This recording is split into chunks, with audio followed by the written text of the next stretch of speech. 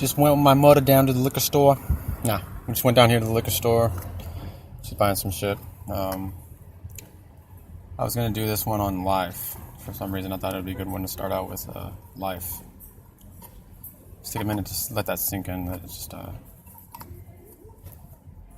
examine life itself. You know, I guess this is going to be more of an existential kind of podcast. You know, we're just going to talk about some of the things in life. I'm going to ask her a question. Well, I'm going to try to, anyways.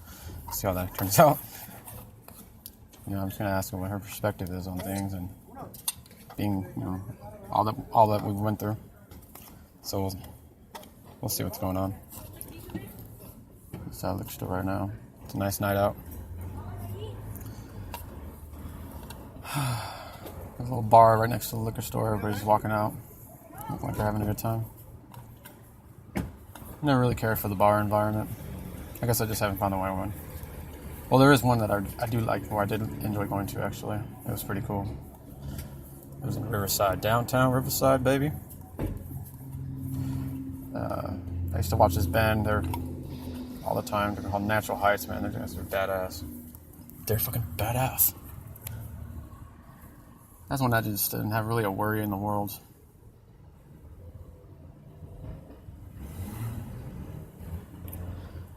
But that's life. I'm talking about some of the things like death. I guess that's been a topic that's been brought to my attention. Something that I'm still dealing with. You know, year and a half down the line, maybe. The impact of it, life itself. Because life is just up and down. You know, 1 minute you're on top, the next minute you're fucking down. You know what I mean? But that's the beauty of it, you know, because it feels perfect and there's nothing wrong, you know. Or like if we lived forever, I feel like that's just part of human nature. We would want to eventually die, or we would want imperfection. You know, everybody's like, man, I wish, you know, I could live forever, or someone could live forever. And if that was the case, then I strongly believe that eventually we would want to die. Or, you know, even if we had no idea what death was, but we just lived forever, there would be something in us, like we would all be yearning for some type of change, you know. Or would that be a good thing if we lived forever without the without even knowing what death was? If there was no death and we lived forever, I mean, think about it. The aging process would definitely be a lot slower, maybe, or would it just be we just keep getting older and older and older and older? Or would we just stay like at one certain age, or I don't know. But I do know that our minds would be mentally advanced. I mean, we could just keep advancing as times get old. I don't know, it'd be weird. That's a different kind of reality. Oh, look, here comes my mother. She's coming back to the car. I'm about to ask her a question. Hey, Mom. Everything that we've been through, you know, like Dad's death and shit, what would you say to somebody who's facing stuff like that? You know what I mean? You know, like death or just shit that, like right now, like, you know, how, you know, we were down, you know what I mean? And everything's changing and shit and kind of altering our reality of our comfortable life. Yeah. You know, I don't know. I mean,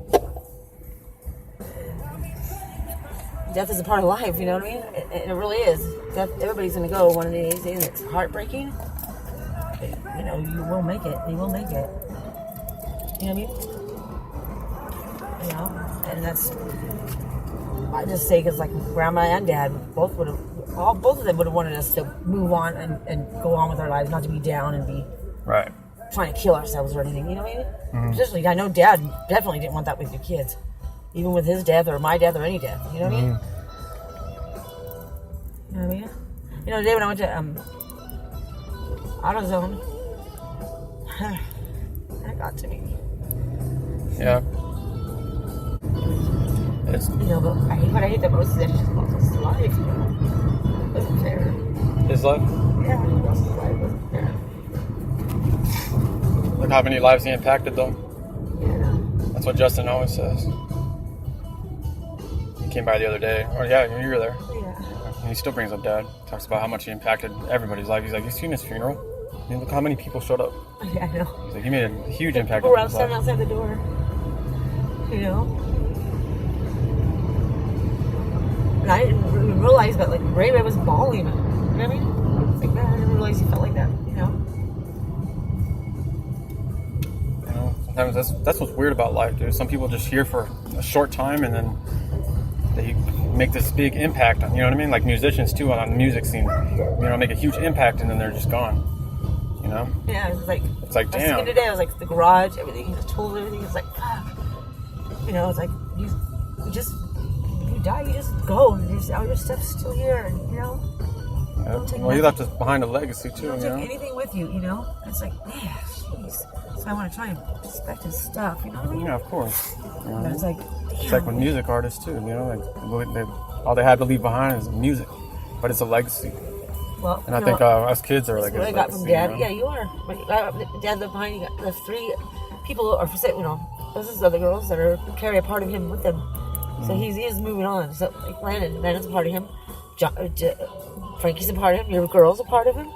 So there's a piece of game still moving. You know what I mean? You know, and I can't say at least, you know, we've got to raise our kids together. You guys had more time with your dad than I did with mine. That's true. You know? Still, you don't want to see him go. I hate, you know, even with my mom, I hate that she's gone, you know? Yeah. What up, Chris? What's up? Just chilling, man. Yeah. Talking about life, death, and shit, you know? With your mom? Yeah, you know, I was just asking her, like, you know, with everything that we've been going through, like, what would you say to the next person who might be facing something like this, you know? Yeah. What would you have to say, like, about the struggle, like, you have endured, or maybe from an outside perspective, looking in, you know? Stop being a little bitch. Really? I think everything that's happening to me, okay, I can't obviously speak for you, bro. I'm not calling you a bitch or anything, but for me, I have been a bitch. Well, I mean, yeah, there's I could have been taking care of my car. Overall concept, I'm saying in life in general, like, how do you view it? Its struggles, its ups and downs, you know what I mean? Like, what is your, like, philosophy behind life and the existence of yourself, meaning, you know what I mean? What do you think about death? What do you think about one point being on top and the next part being down? Because we've all been there. I don't think that's life. And what would you... Yeah, it's a part of life, dude. That's what happens. Yeah, we're up and we're down. You know what I mean? There's obstacles in life. If life was perfect, I think it's be in our nature to wish for imperfection. It's like, if you lived forever, eventually we would want to die. You know what I mean?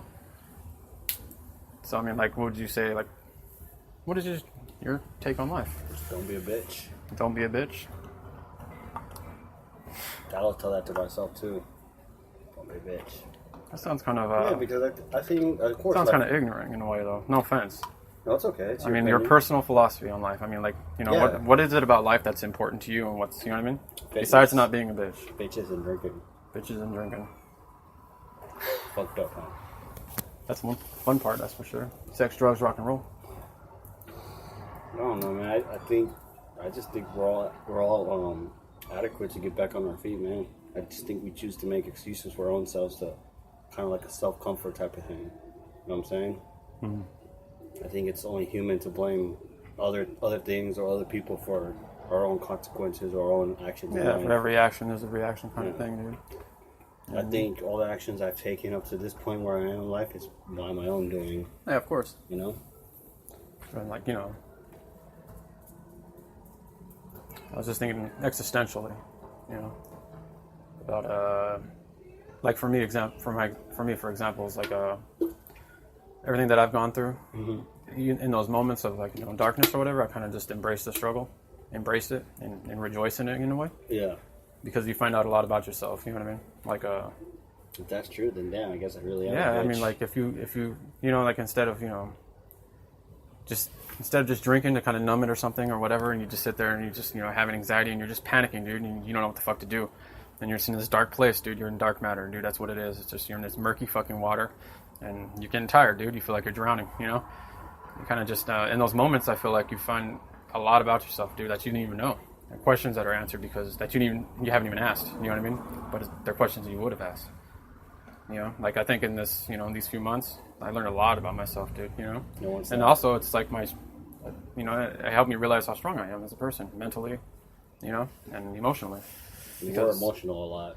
So I mean, well, yeah, I was fucked up, dude, you know? Yeah. Like, going through a lot, dude. Divorce. I lost the love of my life. I lost my dad, I lost my grandmother, I lost my job, I can't see my daughter. That's her fault, man. That's a lot of shit. You can't, I don't think I just think you're just choosing to believe she was the love of your life. You know what I'm saying? But I don't think she was, bro. I think so. But I think for a person to say they're the love of your life, you have to genuinely feel that way. And I don't think she was, bro. Honestly, well, That's true. I mean, like who you knows? say, I mean, there's I might two meet sides. somebody. Yeah. You know what I mean? Like I said, there is two sides to every story, bro. And Yeah, I of haven't course. heard her side. And we're not. You know? Yeah. But based on what you told me, dude, and how she is as a person and what she did to you, especially leaving you, I think that's the test of someone's real character, bro. Is being there when you lose everything. You know, like you said, your grandpa died, your grandma died. I mean, your grandma, right? She was your grandma. Your grandma died. Then you lost your job. You know, all these things started to have a domino effect, and the one thing that should have been like a boulder in your life was like a little pebble rock, very thin pebble that just shattered. Yeah. Under the smallest stress. Glass shard. Yep.